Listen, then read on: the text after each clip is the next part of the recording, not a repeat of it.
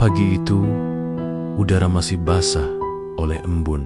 Matahari baru saja mengintip dari balik bukit, menyirami hamparan sawah yang hijau seperti permadani. Di sebuah rumah sederhana di pinggir desa, Dwi sudah bangun sejak subuh. Tubuhnya kecil untuk anak kelas 6 SD, tetapi tangan dan peluhnya membuat orang-orang di sekitar tahu Dwi bukan anak biasa.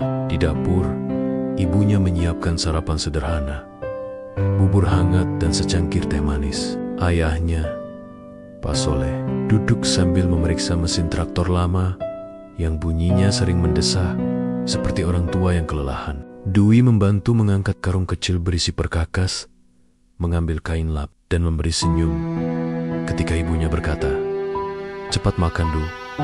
Nanti ayah membutuhkan tenaga kamu di sawah." Sekolah tetap berjalan. Dwi pergi ke sekolah seperti teman-temannya, membawa tas seadanya dan sepatu yang sudah beberapa kali ditambal.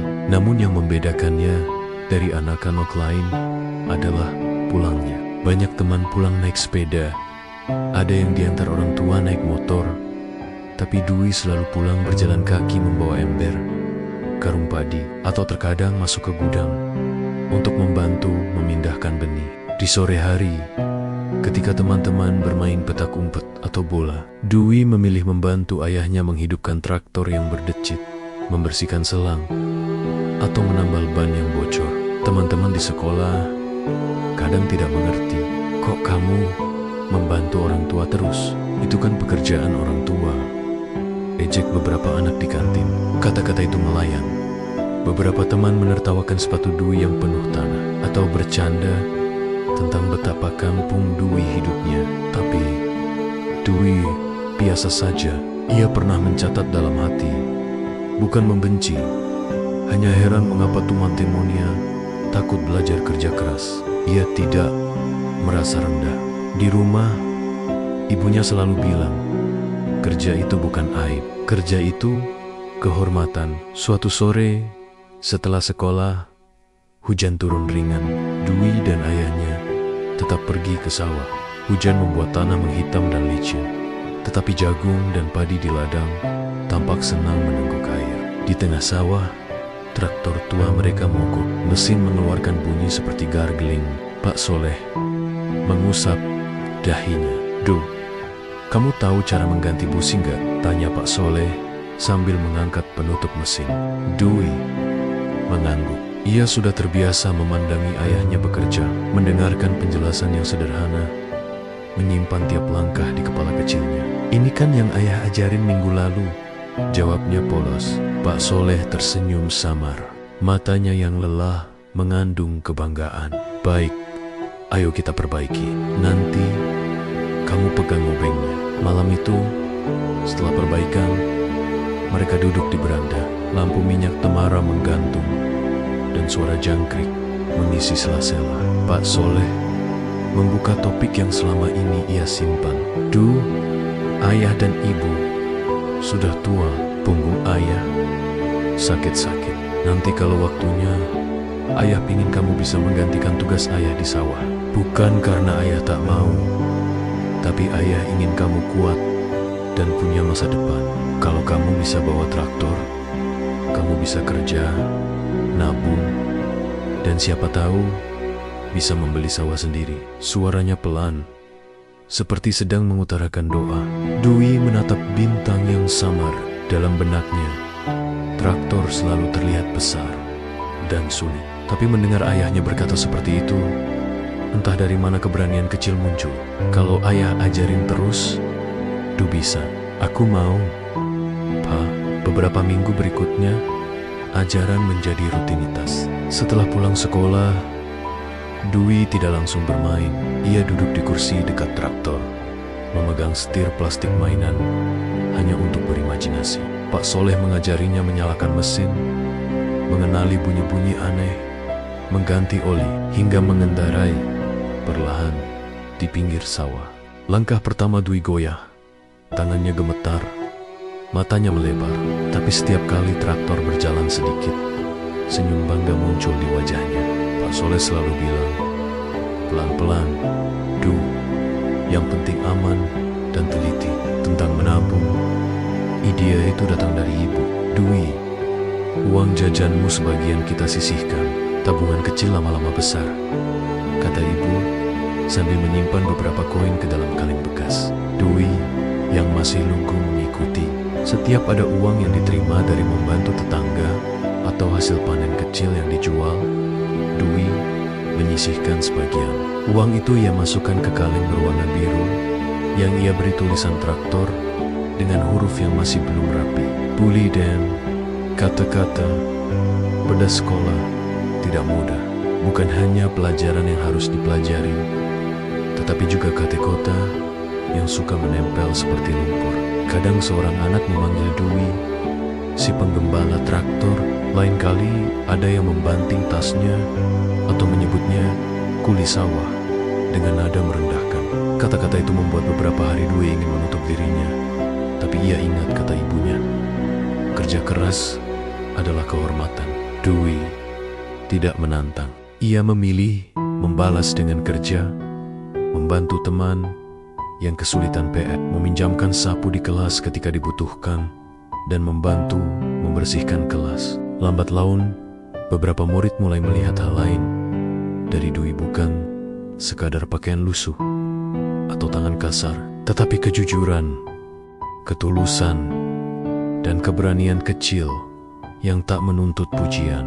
Suatu hari, guru mengumumkan ada lomba ketangkasan. Dwi tidak peduli lomba apa, tetapi teman sekelasnya, Sinta, yang biasanya pemalu, mendekat dan memegang tangan Dwi. Du, ikut ya. Aku lihat kamu pekerja keras. Kalau menang, kita bisa dapat hadiah buat kelas. Dwi tersenyum. Ia tidak percaya bahwa seseorang dari kelasnya ingin bersama-sama. Itu membuat hatinya hangat. Pelan-pelan, tabungan di kaleng biru bertambah. Uang jajan yang biasa ia habiskan untuk kesil-kosilon, kini sebagian disimpan. Ketika tetangga memberi upah kecil untuk membantu memanen, Dwi menyelipkan beberapa koin ke kalengnya. Waktu terasa berjalan, tidak terlalu lambat saat ada tujuan. Traktor dalam mimpi Dwi kini bukan sekadar alat berisik. Ia adalah jembatan menuju kemandirian. Sebuah janji kecil yang diikat oleh bau tanah, keringat, dan doa ibunya. Suatu sore, ketika bulan setipis pisang, ayah mengeluarkan sebuah buku catatan kecil. Di dalamnya tercatat pemasukan hasil panen, pengeluaran, dan catatan perbaikan traktor. Pak Soleh menyerahkan pena ke Dwi. Mulai sekarang, kamu yang catat sebagian. Latihan mengatur uang. Traktor bukan hanya mesin, tapi juga urusan yang perlu dirawat dan dihitung. Dwi merasakan beban yang sekaligus menjadi kehormatan. Ia menulis angka-angka sederhana dengan hati-hati, seperti menanam benih yang harus dirawat sampai tumbuh. Keputusan kecil yang besar beberapa bulan berlalu, dan perubahan paling nyata bukan datang dalam sekejap, melainkan di kebiasaan. Dwi menjadi anak yang tahu kapan harus menabung, kapan harus meminta maaf jika salah, dan kapan harus mengangkat tangan membantu. Di rumah, ayah dan ibu sesekali bertukar pandang mata yang berbicara tanpa kata. Mereka bangga melihat anak kecil mereka mampu menanggung sedikit beban demi masa depan keluarga. Di bab pertama ini, kita belum sampai pada saat Dwi membeli traktor sendiri atau memiliki sawah luas. Kita berada di awal perjalanan, titik ketika seorang anak kecil memutuskan untuk tidak malu, ketika ia memilih kerja keras daripada gengsi, ketika ia belajar dari ayahnya tentang mesin, tentang uang, dan tentang harga sebuah tanggung jawab. Pada akhir bab 1, Dwi menutup malam dengan meletakkan kaleng biru berisi beberapa koin di bawah bantal. Bukan karena tak percaya, tetapi karena ia takut suatu hari koin-koin itu hilang. Ia berbisik pada dirinya sendiri, "Satu hari, aku akan membeli traktor untuk ayah, ibu, dan untuk sawah kecil kita." Pelan-pelan, tapi pasti. Di luar, angin malam membawa aroma tanah basah. Bintang bertabur, seolah memberi restu kecil pada mimpi seorang anak. Dan di rumah sederhana itu, Dwi tidur dengan senyum tipis, memeluk mimpi yang sederhana, tetapi teguh, bekerja, menabung, dan membangun masa depan dari tanah yang dicintainya. Waktu berjalan seperti aliran sungai di belakang rumah Dwi, tenang di permukaan, tapi di dalamnya ada arus kuat yang tidak terlihat. Kini Dwi sudah duduk di bangku kelas 2 SMP. Tubuhnya mulai tinggi, bahunya mulai lebar, dan tangannya semakin kuat. Namun, satu hal yang tak berubah adalah semangatnya untuk membantu orang tua di sawah. Setiap pagi, sebelum berangkat sekolah, Dwi selalu menyempatkan diri membantu ayahnya menyiapkan traktor. Traktor tua peninggalan kakeknya itu kini benar-benar jadi teman akrab. Bunyi mesinnya yang bergetar kasar sudah seperti nyanyian pagi yang menandai dimulainya hari. Nanti pulang sekolah, jangan lupa mampir ke Pak Darmo ya. Dia minta tolong bantu bersihin saluran irigasi, pesan ayahnya sambil menyalakan mesin traktor. Iya Pak, sekalian nanti aku ambil upahnya buat ditabung, jawab Dwi ringan. Tapi di balik suaranya ada kesungguhan yang tulus. Ayahnya tersenyum kecil, menepuk bahu Dwi. Kamu ini memang beda, anak lain habis sekolah main, kamu malah mikir kerja. Dwi, biar bisa beli traktor baru Pak. Biar nanti Papa gak usah capek lagi. Kalimat itu membuat dada Pak Soleh hangat. Tak terasa matanya berkaca-kaca. Ia tahu anaknya bukan sekadar berkata. Dwi benar-benar menyimpan mimpi itu di hatinya. Ujian pertama, teman yang berubah saat SMP. Lingkungan Dwi juga berubah. Sekolahnya lebih besar, teman-temannya lebih beragam. Ada yang anak pedagang, ada yang anak pegawai, bahkan ada yang anak juragan pupuk. Awalnya Dwi mencoba menyesuaikan diri, tapi pelan-pelan ia mulai merasa lagi seperti dulu. Berbeda di hari Jumat, ketika semua siswa bersiap untuk kegiatan bersih-bersih sekolah. Dwi datang dengan baju seragam yang mulai pudar warnanya. Sepatunya penuh lumpur, karena pagi tadi ia sempat bantu ayah memperbaiki traktor di sawah. Itu si Dwi masih bau tanah aja nih, celetuk salah satu anak, Raka, sambil menutup hidung, pura-pura jijik. Beberapa teman tertawa. Dwi diam. Ia tidak membalas.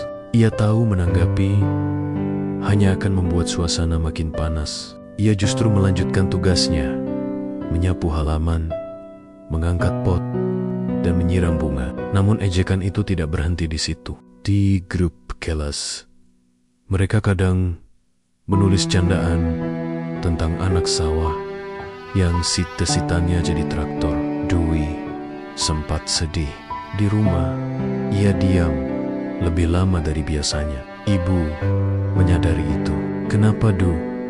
Capek, tanya. Ibu lembut. Dwi menggeleng. Teman-teman suka ngeledekin.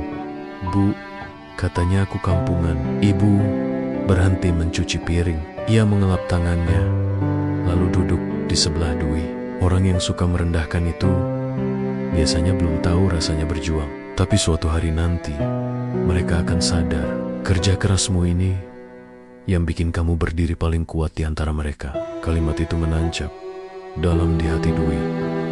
Ia tidak ingin membalas ejekan dengan marah, tapi dengan bukti. Benih kecil yang tumbuh dari tanah dan tekad setiap sore, Dwi tetap ke sawah. Ia tidak malu lagi, meski beberapa teman SMP lewat dan menatap heran. Ia tahu, tak semua orang akan paham dengan perjuangan orang yang punya mimpi besar dari tempat kecil. Kini, ia sudah semakin mahir mengoperasikan traktor. Ayahnya sering memberinya tanggung jawab untuk membajak lahan tetangga. Awalnya, beberapa petani ragu. Anak kecil bisa apa? Nanti malah rusak traktornya, kata salah satu tetangga. Tapi setelah melihat hasil bajakannya yang rapi dan lurus, seperti buatan profesional, semua orang kagum. Dari situ, Dwi mulai sering dipanggil untuk membantu di lahan lain. Setiap kali dapat upah, Sebagian langsung ia masukkan ke kaleng biru tabungannya. Namun, di tengah semangatnya itu, takdir mulai menguji. Ayah sakit. Sawah terbengkalai suatu pagi di bulan Desember. Udara terasa lebih dingin dari biasanya. Dwi baru saja bersiap ke sekolah ketika mendengar ibunya berteriak kecil dari kamar.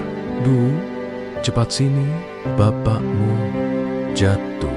Dwi berlari, menemukan ayahnya duduk di lantai dengan wajah pucat. Tangan kirinya gemetar. Ayahnya mencoba tersenyum, tapi bibirnya kaku. "Gak apa-apa, Du, mungkin kecapekan." Namun malamnya, keadaan memburuk. Ayahnya harus dibawa ke puskesmas. Dokter bilang tekanan darahnya tinggi dan harus istirahat lama. Berhari-hari sawah tidak diurus. Beberapa lahan mulai kering. Traktor tua itu diam di gudang, berdebu. Dwi melihat semua itu dengan hati berat. Dalam diam, ia menatap ibunya yang kini harus bekerja sendiri, mengurus rumah dan hasil panen. "Bu, mulai besok aku bantu di sawah lagi." "Nggak apa-apa pulang sekolah agak sore." "Ibu, tapi kamu harus belajar juga, Du. Nanti nilaimu turun." Dwi tersenyum kecil. "Bisa kok, Bu. Aku janji gak ninggalin sekolah." Dan benar saja, setiap hari sepulang sekolah, Dwi langsung ke sawah. Kadang hujan, kadang panas, tapi ia tak pernah berhenti. Ia bekerja sambil mengingat ajaran ayahnya. Kalau tanah kau jaga, tanah akan menjagamu. Beberapa petani lain melihat ketekunannya. Mereka mulai mempercayakan lahan untuk dibajak oleh Dwi, dan bahkan memberi tambahan upah kecil sebagai tanda terima kasih. Dari situ, tabungan Dwi perlahan tumbuh lagi. Cita-cita yang semakin jelas. Suatu sore setelah bekerja, Dwi duduk di pinggir sawah. Langit memerah dan angin membawa aroma lumpur basah. Ia membuka kaleng birunya yang kini sudah mulai penuh. "Dikit lagi, Pak," gumamnya. Menatap jauh ke horizon, membayangkan dirinya mengendarai traktor baru dengan warna merah menyala. Beberapa minggu kemudian, ayahnya mulai sembuh dan bisa berjalan pelan. Saat melihat Dwi sedang membajak sendirian, air matanya menetes tanpa disadari. "Anakku sudah bisa gantiin aku," bisiknya haru. Dwi menghentikan traktor dan menatap ayahnya dari kejauhan. Ia tersenyum lebar, penuh kebanggaan. Dari situ, hidup Dwi mulai berubah. Ia bukan hanya anak petani biasa. Di usia belasan, ia sudah menjadi tumpuan keluarga kecilnya. Ia belajar bukan hanya dari buku sekolah, tapi dari tanah, dari hujan, dari keringat, dan dari kasih orang tua yang tak pernah menyerah. Dan di akhir bab 2 ini, ada satu hal yang kini benar-benar berubah di hati Dwi. Mimpi itu bukan lagi sekadar cita-cita anak kecil. Itu sudah menjadi janji. Janji yang akan ia wujudkan. Tak peduli berapa lama waktu yang dibutuhkan. Ia memejamkan mata, memeluk kaleng birunya, dan berbisik pada diri sendiri. Traktor itu nanti bukan buat pamer, tapi buat bukti kalau kerja keras dan doa itu bisa mengubah nasib siapapun, bahkan anak petani kecil kayak aku.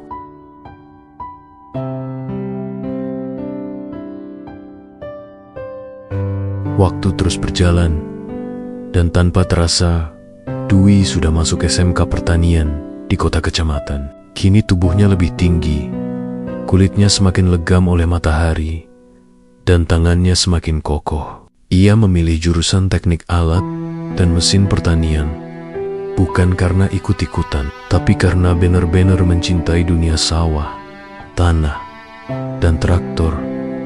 Sejak kecil, Dwi sudah jatuh cinta pada suara mesin yang menggerung di tengah sawah. Kini, di SMK, ia belajar bagaimana cara merawat, memperbaiki, bahkan merakit mesin pertanian sendiri.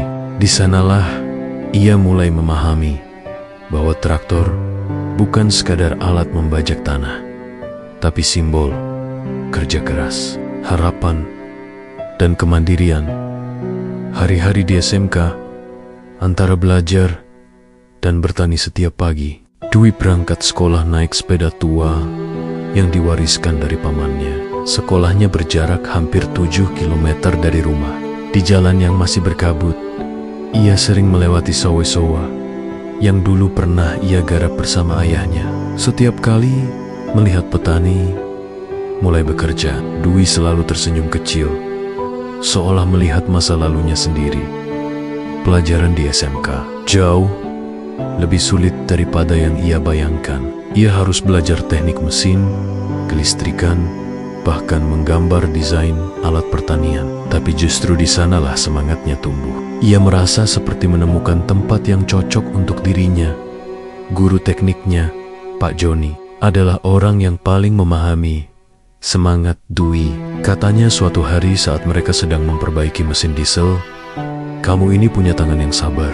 Mesin itu nggak bisa disuruh kalau kita nggak paham perasaannya." Dwi tertawa kecil. "Mesin punya perasaan, Pak?" Pak Joni ikut tertawa. "Punya. Paling tidak, dia tahu siapa yang sanggup-sangga merawatnya.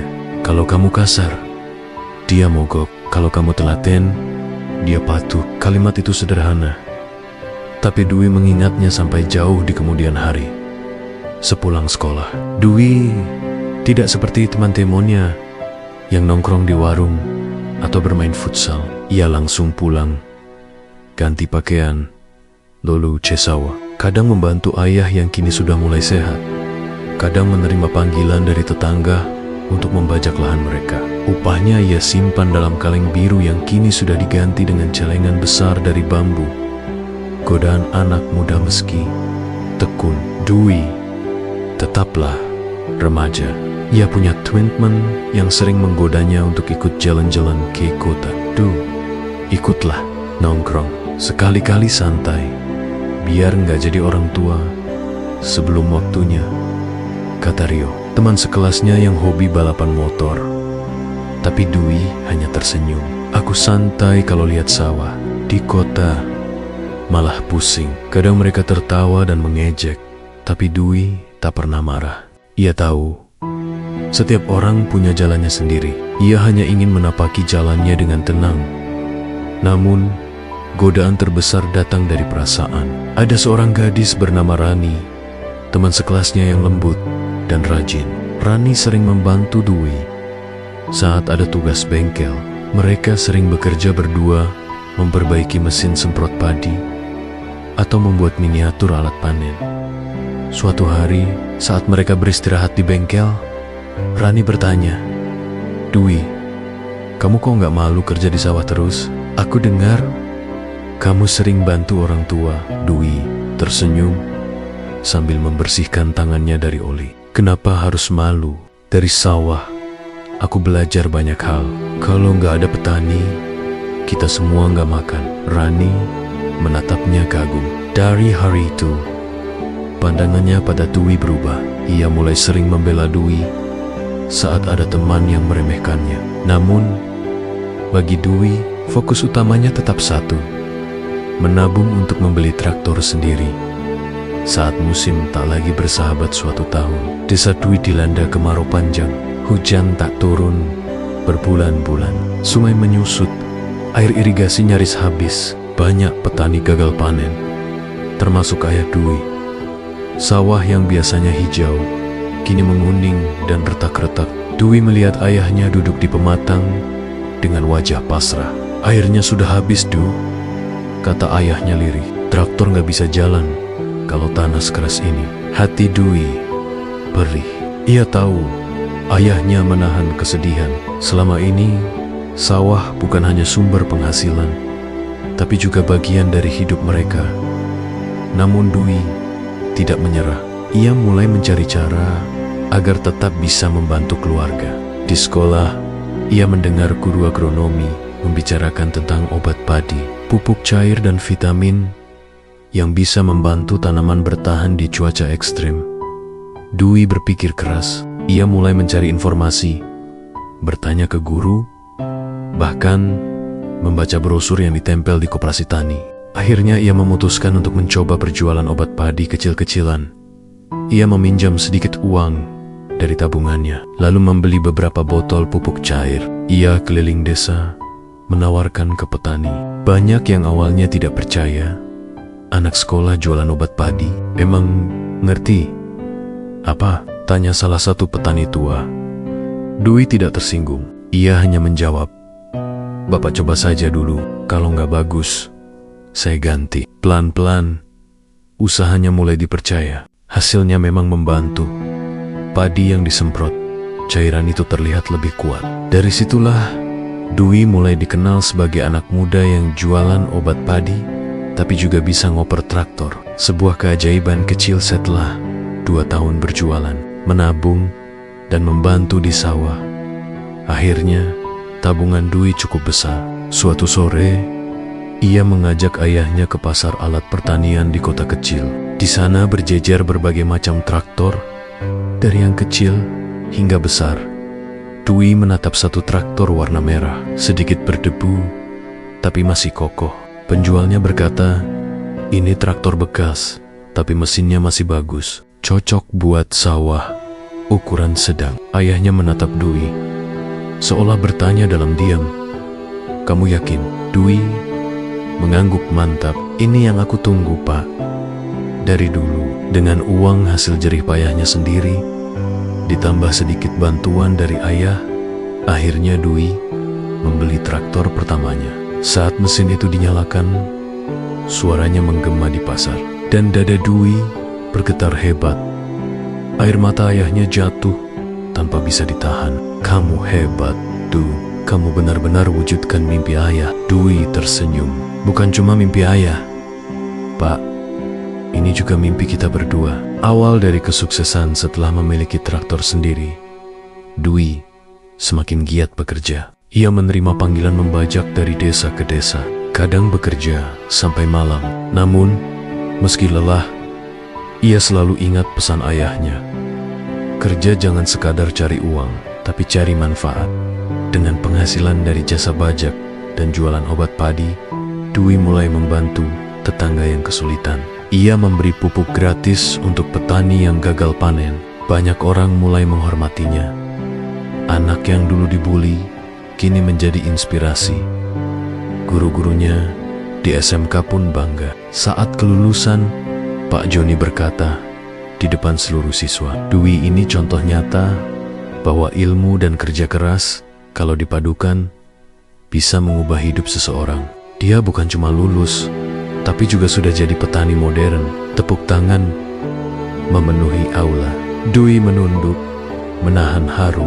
Dalam hatinya, ia tahu ini baru permulaan. Malam itu, setelah pulang dari acara kelulusan, Dwi berdiri di tengah sawahnya. Di depannya, traktor merah itu berkilau di bawah sinar bulan.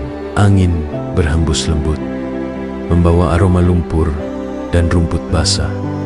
Ia menatap langit, lalu berbisik pelan, "Terima kasih Tuhan." Mimpi kecil anak petani ini akhirnya jadi nyata. Dan dari sinilah kisah Dwi memasuki bab baru dalam hidupnya.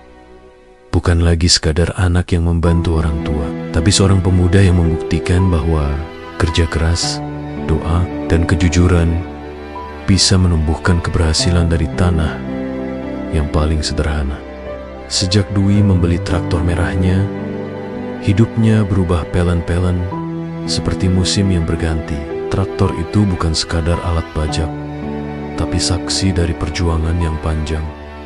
Dari anak kecil yang dulu sering diejek, kini menjadi pemuda yang dihormati di desanya. Tiap pagi, suara mesin traktornya menjadi tanda hari baru dimulai. Orang-orang desa sudah terbiasa mendengar deru itu dari kejauhan. Itu pasti Dwi sudah mulai kerja, kata mereka sambil tersenyum. Namun di balik kesuksesan kecil itu, Dwi tahu jalan di depan masih panjang. Ia baru saja memulai langkah yang lebih besar, membangun hidup dari hasil kerja keras tangannya sendiri, menjadi harapan baru di desa ketika. Banyak anak muda di desanya memilih merantau ke kota, mencari pekerjaan. Dwi justru bertahan. Ia percaya tanah kelahiran adalah tempat terbaik untuk menanam masa depan. Dengan traktornya, Dwi mulai membuka jasa bajak profesional. Ia memasang harga yang terjangkau untuk para petani kecil, bahkan sering memberi potongan harga kalau tahu si pemilik sawah sedang kesulitan. "Du, kamu gak takut rugi?" tanya ayahnya suatu sore saat mereka berdua memperbaiki sabuk mesin traktor. Dwi tersenyum. "Rugi itu kalau aku kerja cuma buat uang, Pak. Tapi kalau bantu orang, itu bukan rugi. It's about..." Kalimat itu membuat ayahnya terdiam lama. Dalam hati ia berdoa agar anaknya tetap rendah hati, meski nanti jadi orang sukses. Usaha bajak Dwi berkembang cepat. Banyak petani dari desa sebelah mulai datang meminta bantuan. Kadang, dalam seminggu ia bisa membajak 3-4 sawah berbeda. Ia mulai menyewa anak-anak muda di desanya untuk membantunya. Bukan hanya itu, Dwi juga membagi sedikit ilmu tentang cara merawat mesin dan mengatur waktu tanam agar hasil lebih bagus.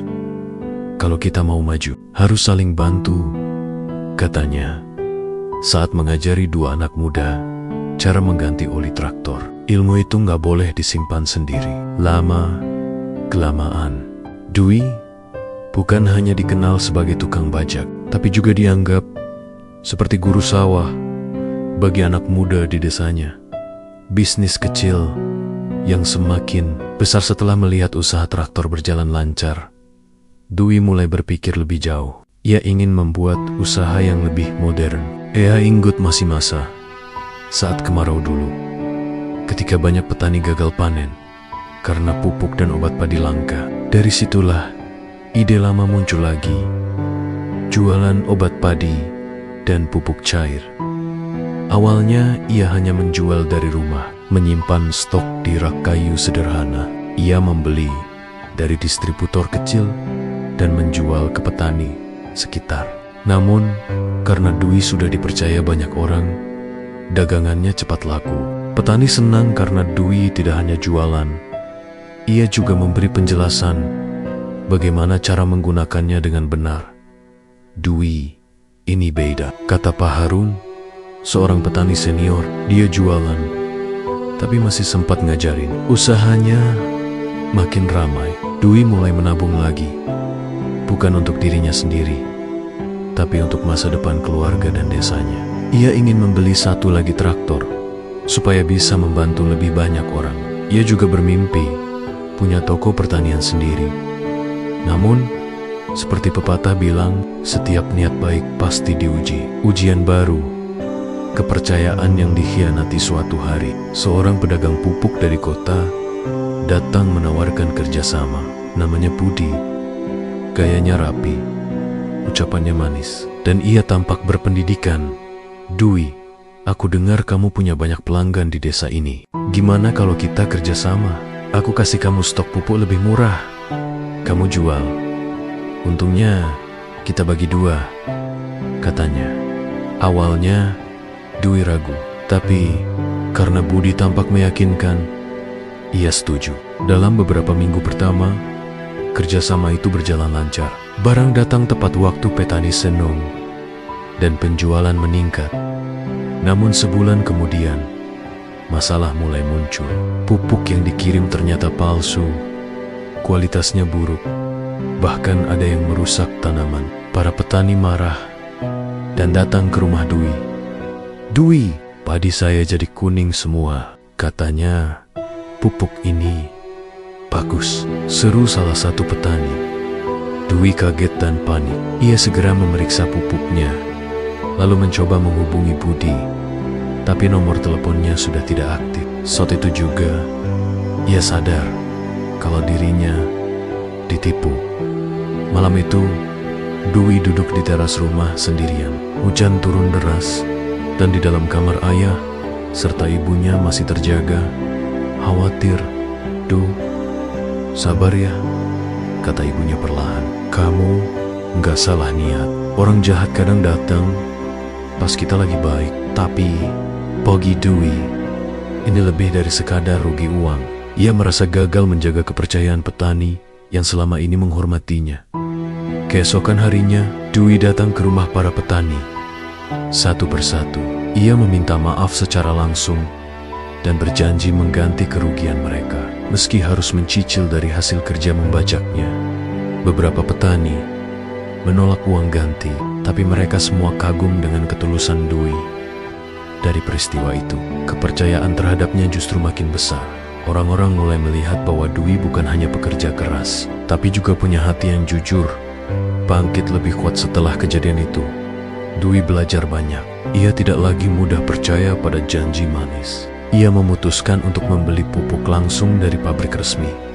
Meski harganya sedikit lebih mahal, ia juga mulai mengurus izin usaha kecil agar usahanya punya nama resmi. Toko Tani Berkah Sawah. Sedikit demi sedikit, toko itu tumbuh. Ia memperluas ruang di samping rumah menjadi gudang kecil. Di dindingnya tergantung tulisan yang ia buat sendiri. Jangan malu jadi petani. Dari tangan petani, bumi bisa hidup. Tulisan itu jadi pengingat setiap kali ia merasa lelah. Usahanya semakin dikenal. Bahkan, sekolah-sekolah pertanian di sekitar mulai mengundang Dwi sebagai pembicara tamu.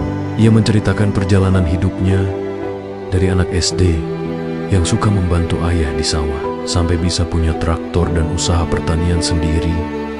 Banyak siswa terinspirasi. Beberapa guru pun kagum melihat cara Dwi berbicara dengan rendah hati, tanpa membanggakan diri. Dari cita-cita jadi pengabdian suatu pagi, Dwi duduk di pinggir sawah, menatap lahan yang kini sudah makin luas. Sebagian sawah itu sudah jadi miliknya sendiri. Ia teringat masa kecil ketika sering dibuli karena membantu orang tua. Dulu, ia menangis diam-diam di belakang rumah. Kini, ia tersenyum melihat anak-anak kecil berlari di pematang sambil bermain lumpur. Ia ingin mereka tumbuh tanpa rasa malu pada pekerjaan orang tuanya. Kalau nanti aku punya anak, gumamnya pelan, aku mau ajarin dari kecil bahwa kerja keras itu kehormatan. Ayahnya datang membawa 2 gelas teh hangat. Kamu tahu, Du, katanya, ayah dulu gak pernah nyangka kamu bisa sejauh ini. Tapi yang paling ayah syukuri, kamu tetap jadi anak yang sama, gak sombong, gak berubah. Dwi menatap ayahnya dan tersenyum, karena semua ini berkat doa bapak sama ibu. Kalau bukan karena mereka, aku gak ngerti arti perjuangan. Akhir bab 4. Panen pertama Dwi. Beberapa bulan kemudian, musim panen tiba. Padi di sawah Dwi menguning sempurna, berkilau keemasan di bawah sinar matahari. Ia mengajak beberapa pemuda desa untuk panen bersama. Panen ini bukan hasilku sendiri, katanya di depan mereka. Ini hasil dari kerja keras banyak orang, dari doa orang tua, dan dari tanah yang gak pernah berhenti memberi. Suara takbir kecil terdengar dari bibir para petani tua. Ada rasa haru, bangga, dan bahagia bercampur jadi satu. Ketika karung demi karung padi diangkat, Dwi berdiri di tengah sawahnya yang luas. Di sampingnya, traktor merahnya masih setia. Mesin yang dulu hanya jadi mimpi, kini menjadi simbol nyata dari perjuangan hidupnya. Sore itu, langit berwarna jingga. Angin membawa aroma padi yang siap diolah. Dan di dada Dwi tumbuh keyakinan baru bahwa mimpi tidak lahir dari kemewahan, tapi dari tekad dan ketulusan. Dan ia tahu perjalanannya belum selesai, karena di balik setiap panen selalu ada musim baru yang menanti untuk ditanam kembali. Pagi itu udara terasa sejuk sekali. Embun masih menempel di ujung daun padi yang mulai menguning, sementara burung-burung kecil berkicau dari dahan pohon kelapa di pinggir sawah. Dwi berdiri di samping traktornya yang sudah mulai berumur. Traktor merah yang dulu ia beli dari hasil jerih payahnya. Walau catnya mulai pudar dan bannya sudah beberapa kali diganti, bagi Dwi traktor itu bukan sekadar mesin, tapi teman seperjuangan. Saksi hidup dari mimpi-mimpinya yang satu persatu mulai menjadi nyata. Kini, Dwi bukan lagi pemuda biasa. Di usia 21 tahun, ia sudah memiliki 2 traktor, 1 toko pertanian kecil, dan beberapa petak sawah yang ia beli dari hasil kerja keras bertahun-tahun. Namun meski hidupnya sudah jauh lebih baik, Dwi tetap sederhana. Ia masih tinggal di rumah yang sama bersama ayah dan ibunya, masih minum kopi di beranda, dan masih menyapa semua orang yang lewat di jalan desa. Bagi Dwi, keberhasilan bukan berarti meninggalkan asal, tapi menjaga akar agar tak tercabut. Awal dari sebuah niat besar suatu sore, Dwi duduk di warung kopi kecil dekat masjid bersama beberapa pemuda desa. Mereka ngobrol ringan tentang pekerjaan, panen, dan masa depan. Salah satu dari mereka, Andi, berkata, "Du, aku iri lihat kamu. Masih muda tapi udah sukses. Aku aja bingung mau ngapain. Kerja di pabrik kadang gajinya gak cukup." Dwi tersenyum kecil. "Aku juga dulu bingung, Andi. Tapi aku belajar satu hal. Kalau kita kerja di tempat yang kita cintai, hasilnya pasti lebih dari sekadar uang. Kerja di sawah tuh berat, Du. Timpal teman lain, Randy. Anak muda sekarang maunya yang instan, gak mau kena lumpur." Dwi menatap mereka satu-satu. Ia menghela napas pelan. Itu dia masalahnya. Padahal kalau kita mau, sawah bisa jadi ladang rezeki besar. Bukan cuma buat orang tua, tapi buat kita juga. Aku pengen nanti anak muda di desa ini nggak malu lagi kerja di pertanian. Kata-kata Dwi membuat suasana hening sejenak. Dari situ muncul niat besar di hatinya, membangun kelompok tani muda. Ia ingin mengajak anak-anak muda di desanya untuk belajar bertani modern, agar desa mereka bisa mandiri tanpa bergantung pada tengkulak. Membangun dari nol lagi. Beberapa minggu kemudian, Dwi mulai bergerak. Ia mendatangi kepala desa dan menjelaskan idenya. "Pak, saya mau buat kelompok tani muda, biar anak-anak muda bisa belajar teknologi pertanian dan gak malu kerja di sawah." Kepala desa yang sudah mengenal Dwi sejak kecil menatapnya kagum. "Wah, ide bagus tuh. Tapi kamu sanggup ngurusnya?" "Sanggup, Pak. Saya udah punya pengalaman dan saya siap bantu siapa aja yang mau belajar. Dengan izin resmi dari pemerintah desa, berdirilah kelompok tani muda pertama di sana, bernama Pemuda Tani Mandiri." Dwi menjadi ketuanya. Ia mulai mengajak beberapa teman dekatnya untuk bergabung. Awalnya hanya 5 orang, tapi lama-lama makin banyak yang tertarik. Setelah melihat hasil kerja mereka belajar menanam padi dengan teknik baru, menggunakan pupuk cair, hasil racikan sendiri, dan memakai traktor Dwi untuk membajak lahan bersama. Tidak sedikit yang heran melihat anak-anak muda bekerja dengan semangat seperti itu. "Zaman sekarang masih ada yang mau nyangkul?" kata beberapa orang tua sambil tertawa. Tapi Dwi hanya tersenyum. Ia tahu perubahan besar memang selalu dimulai dari tawa kecil orang yang belum paham. Ujian kedua, banjir besar suatu malam di bulan Februari. Hujan turun tanpa henti. Petir menyambar-nyambar, angin berhembus kencang. Dwi yang sedang menutup toko pupuknya mendengar suara gemuruh dari arah selatan. Ia berlari keluar, dan betapa terkejutnya ketika melihat air sungai meluap. Dalam hitungan jam, air sudah mulai masuk ke area sawah. "Bu, Pak, kita harus evakuasi dulu, airnya naik cepat," teriak Dwi. Banjir itu berlangsung 3 hari. Banyak sawah tenggelam, pupuk dan benih hanyut. Bahkan beberapa ternak milik warga ikut terbawa arus.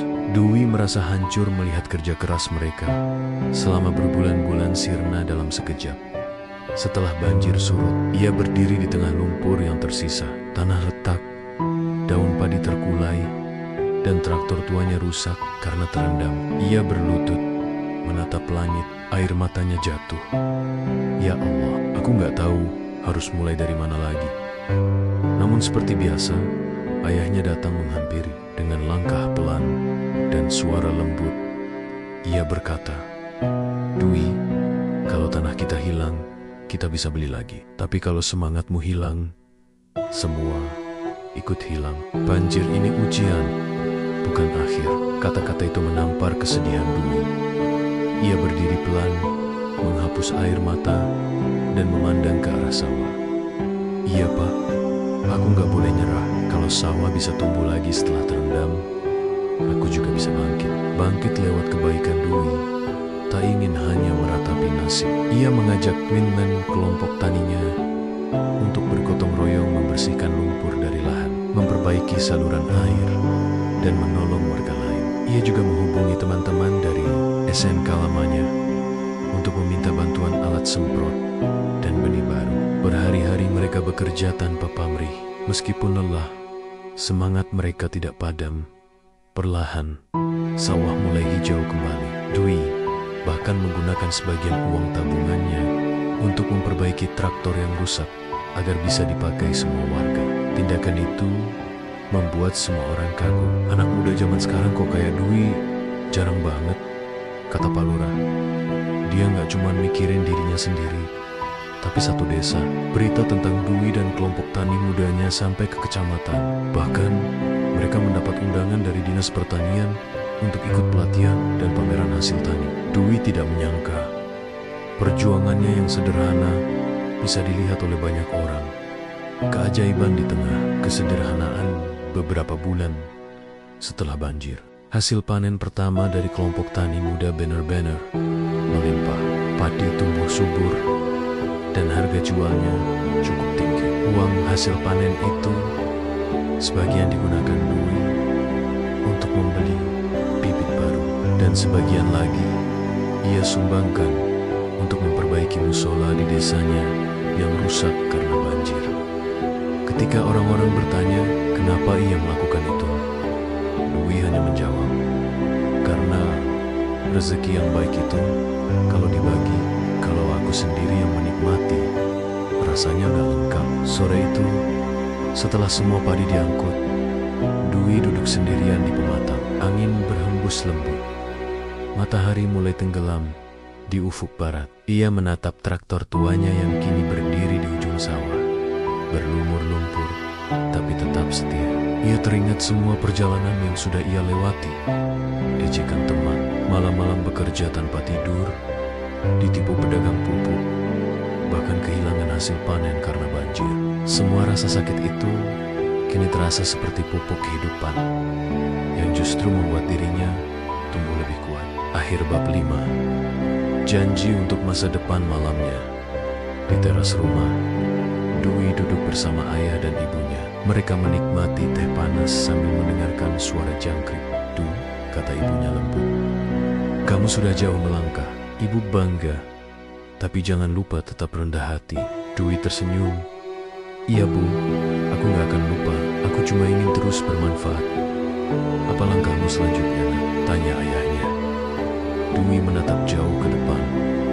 Matanya berbinar di bawah cahaya lampu minyak. "Aku mau bikin pelatihan gratis buat petani muda di desa-desa lain, Pak. Biar mereka bisa mandiri juga.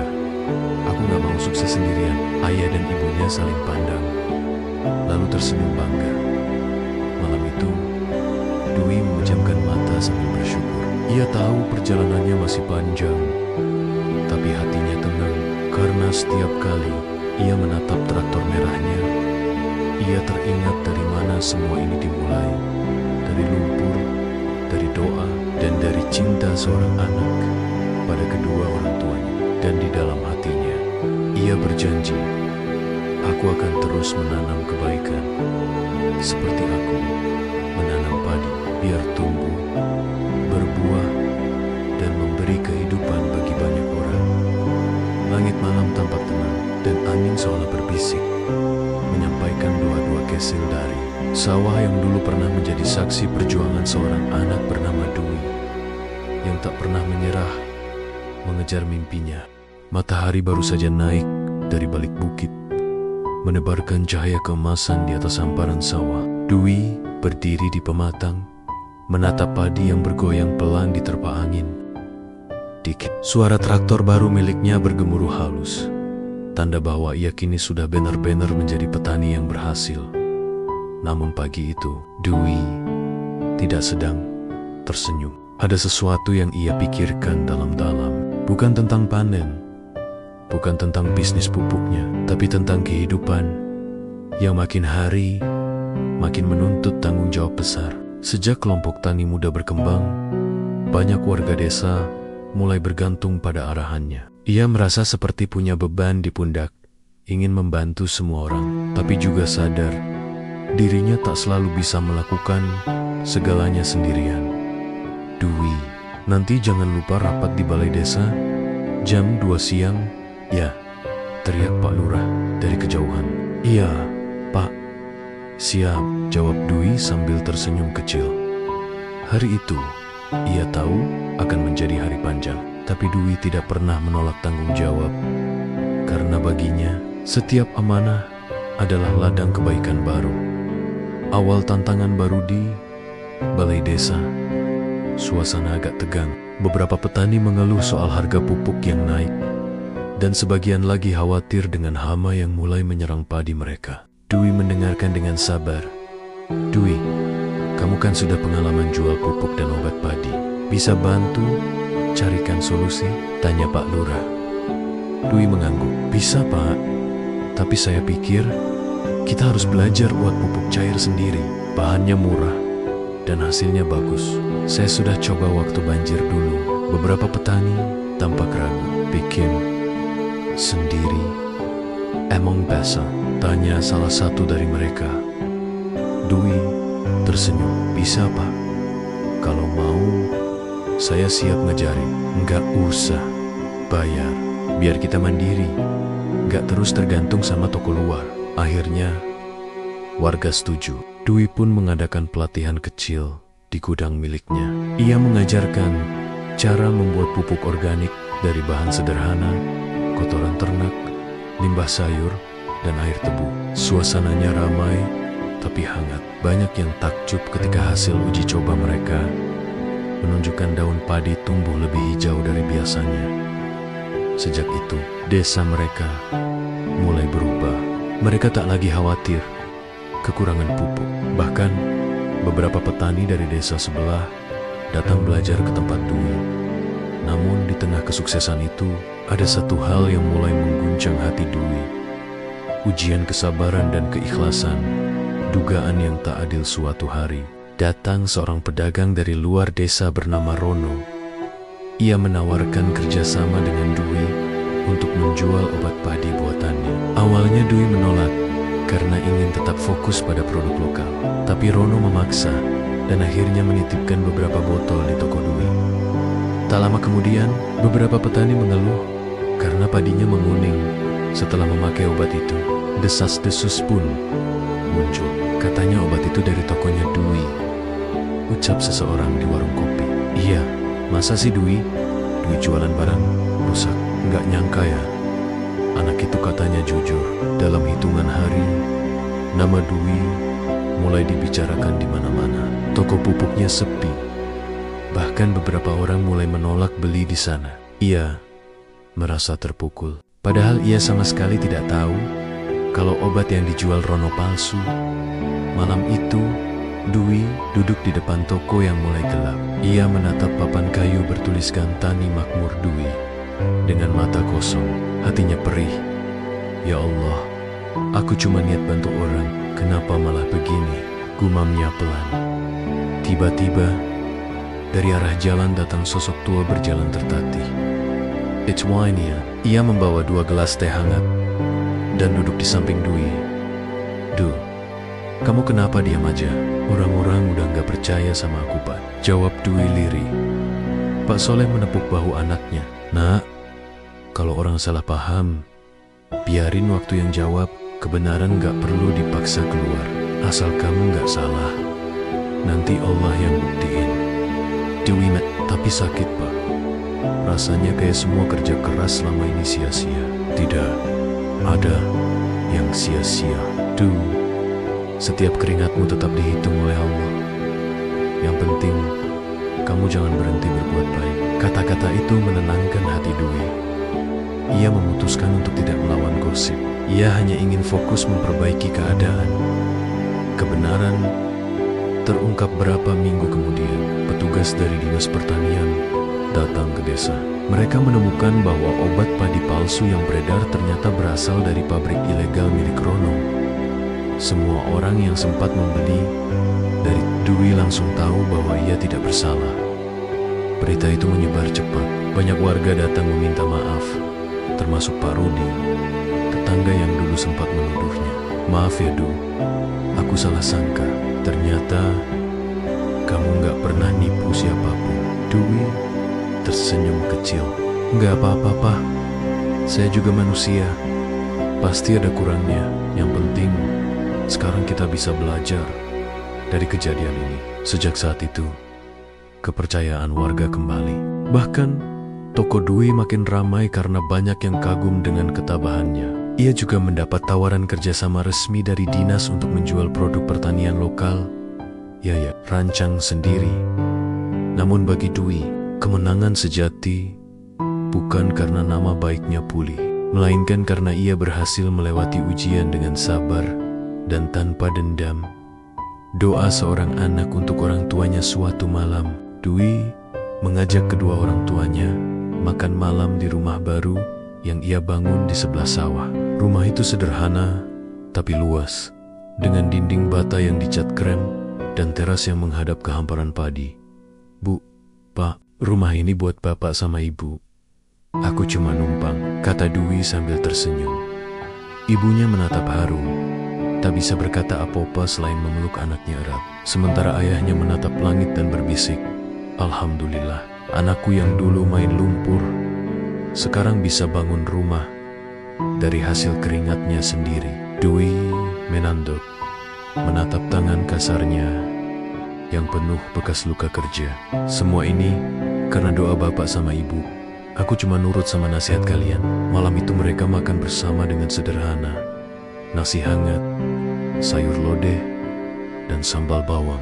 Tapi di antara tawa dan obrolan itu, ada kebahagiaan yang tak bisa dibeli dengan uang.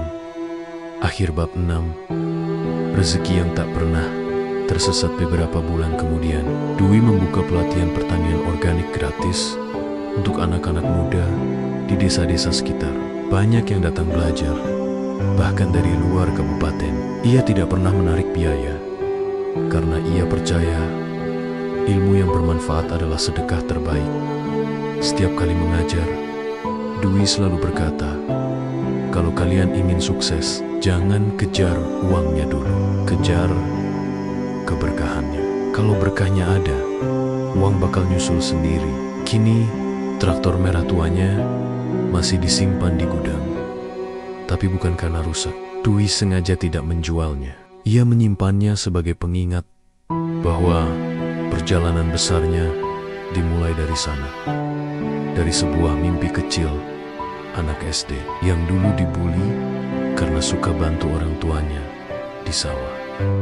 Dan di akhir bab ini, Dwi menatap langit sore dengan senyum penuh syukur. Ia tahu rezeki bukan soal cepat atau lambat, tapi soal tepat. Karena seperti kata ayahnya dulu, rezeki tak akan pernah salah alamat, asal kita tetap jujur, sabar, dan terus berbuat baik. Sementara angin sawah berhembus lembut, daun padi bergoyang seolah ikut mengamini doa Dwi yang pelan namun tulus. Ya Allah, terima kasih sudah membimbing langkahku dari tanah yang penuh lumpur ini, sampai aku bisa berdiri tegak tanpa melupakan asalku. Dan begitulah kisah seorang anak petani kecil bernama Dwi terus tumbuh, bukan hanya di atas tanah yang ia bajak, tapi juga di hati banyak orang yang kini belajar darinya bahwa kerja keras, kesabaran, dan doa adalah traktor sejati yang bisa menembus lumpur kehidupan.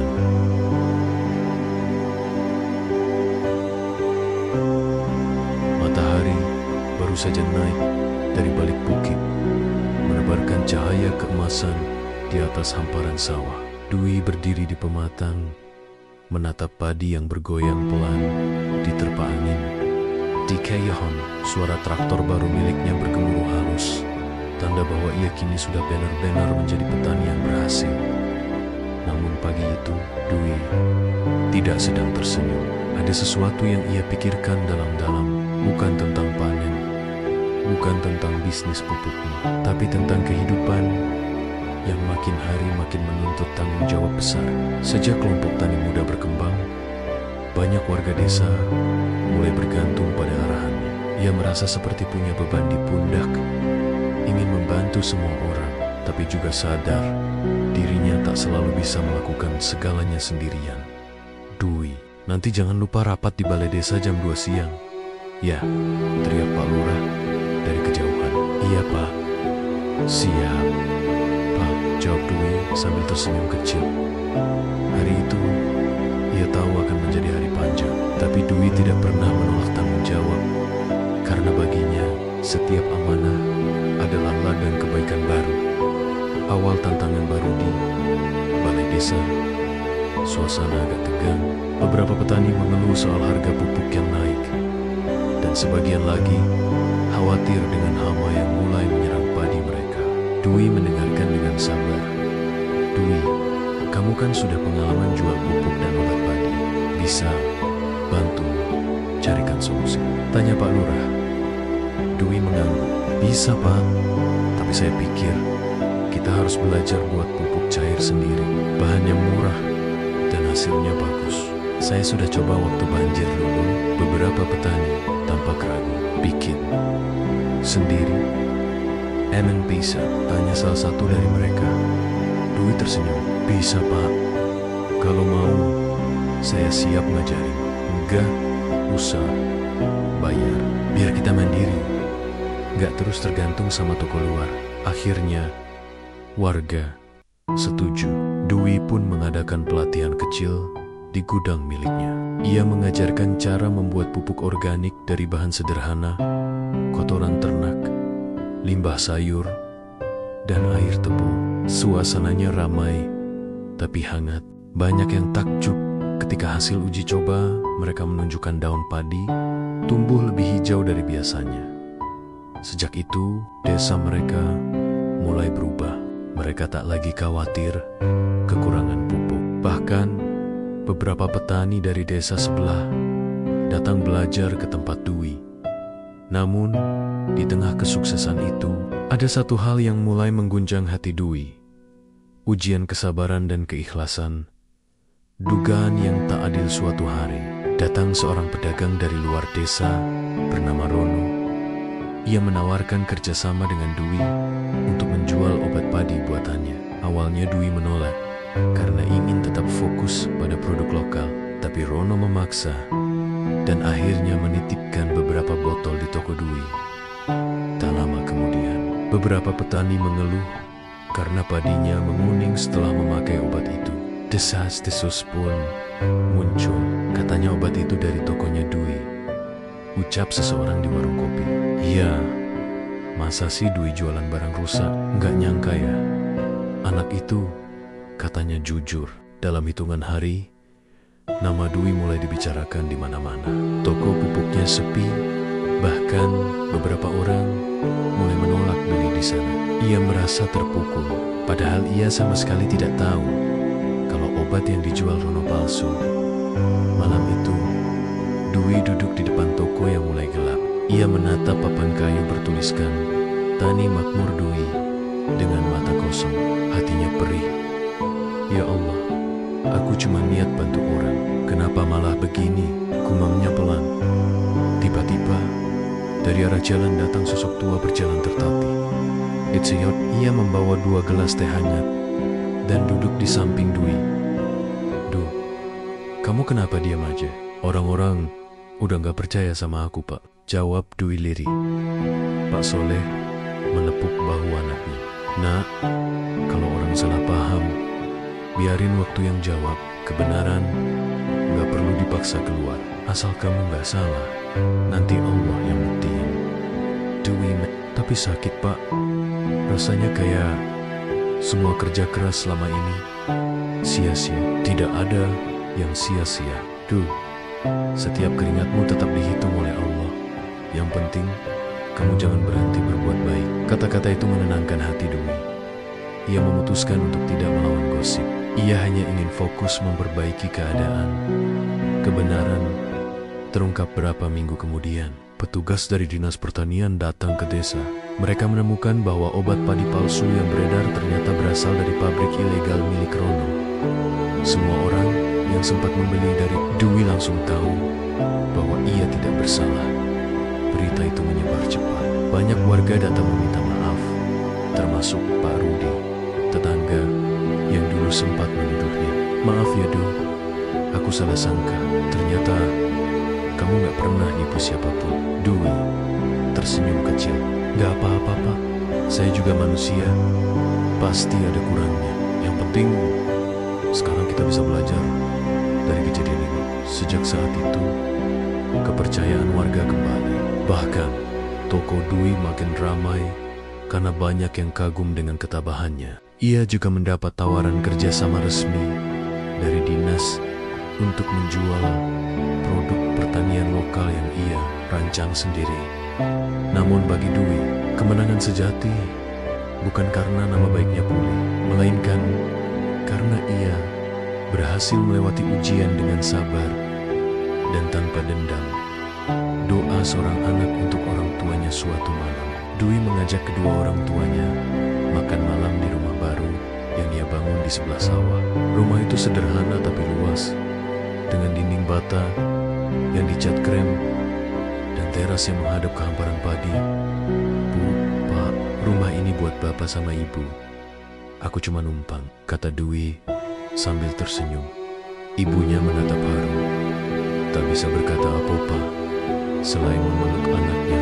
Sementara ayahnya menatap langit dan berbisik, Alhamdulillah, anakku yang dulu main lumpur sekarang bisa bangun rumah dari hasil keringatnya sendiri. Dwi menanduk, menatap tangan kasarnya yang penuh bekas luka kerja.